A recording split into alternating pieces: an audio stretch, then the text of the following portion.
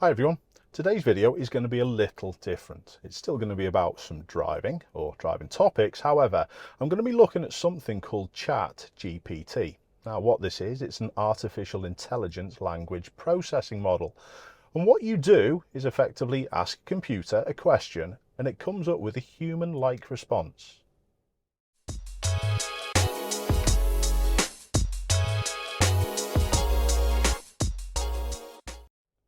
It does sound quite complicated, and it actually is to a layman like myself, but I was made aware of it because one of my lads is doing a PhD in this field.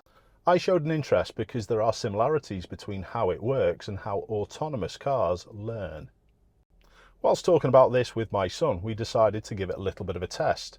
We've actually asked it to write scripts for 3 YouTube videos. The first question we asked it was, write a YouTube video about how traffic lights work, and it actually took about 30 seconds to produce this script, and this is what it said.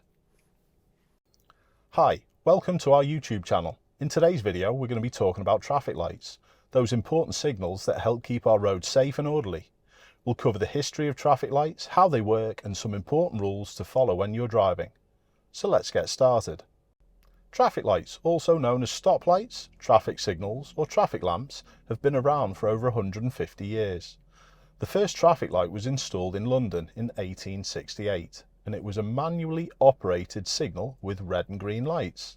The red light indicated that drivers should stop and the green light indicated that they could go. Over the years, traffic lights have evolved and become more sophisticated.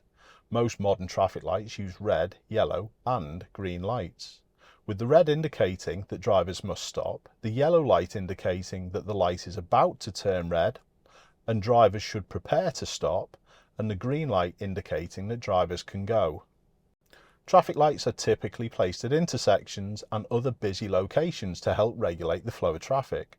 They are operated by a controller, which is typically a computer that uses sensors to detect the amount of traffic at the intersection and adjust the length of time that each light is on or off for. When you're driving, it's important to pay attention to traffic lights and follow the rules. When you see a red light, you must come to a complete stop and wait until the light turns green before proceeding. If you see a yellow light, you should slow down and be prepared to stop if necessary. And when you see a green light, you can go, but make sure you watch out for pedestrians and other vehicles. Thank you for watching our video about traffic lights. We hope you learned something new and useful about these important signals. Remember to always pay attention to traffic lights and follow the rules when you're driving to keep yourself and others safe on the road. Thanks for watching, and we'll see you in the next video. Now, what's your thoughts on that? It did a pretty good job. There are some things that aren't quite right, but honestly, first impressions, I was quite impressed. The next task we gave it was this: write a YouTube video about the importance of cycling responsibly. First of all, it's important to remember that as a cyclist you are considered a vehicle on the road. This means you need to follow the same rules and regulations as other vehicles, including stopping at red lights, yielding to pedestrians and signalling your turns. Not only is it the law, but it's also a safety issue. By following the rules of the road, you can prevent accidents and keep yourself and others safe. Additionally, it's important to wear a helmet when cycling. The simple piece of protective gear can save your life in case of a fall or a collision. It's also a good idea to wear reflective clothing and use lights on your bike, especially when cycling at night or in low light conditions. This will make you more visible to other vehicles on the road, increasing your safety. Lastly, it's important to be courteous and respectful to other road users. This means not cutting off cars and weaving in and out of traffic. Be mindful of others and share the road safely. In conclusion, being a responsible cyclist on the road is crucial for your own safety and the safety of others.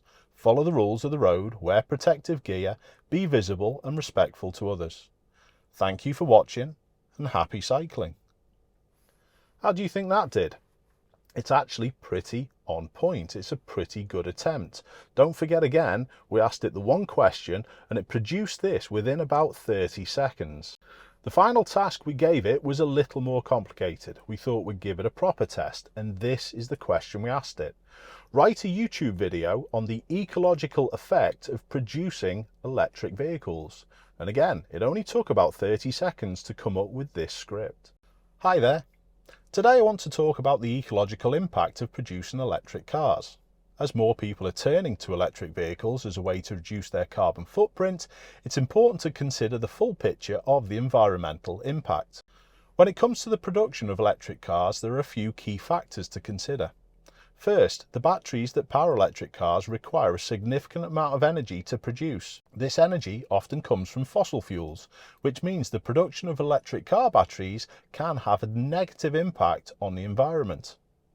In addition to the energy used in production, there are also concerns about the materials used in electric car batteries.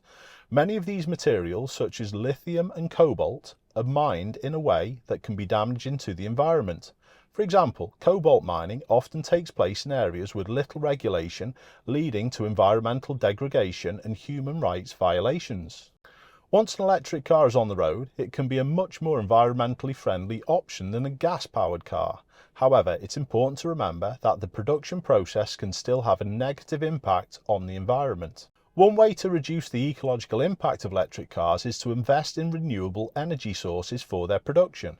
By using clean energy to power the production of electric car batteries, we can reduce the environmental impact and make them a truly sustainable transportation option. In conclusion, while electric cars can be a great way to reduce emissions and combat climate change, it's important to consider their full ecological impact. By using clean energy for their production and being mindful of the materials used in batteries, we can make electric cars a fully sustainable option in the future. I thought that was excellent. Please let me know what you think in the comments. For each of these short videos, I've read word for word exactly what ChatGPT has come up with.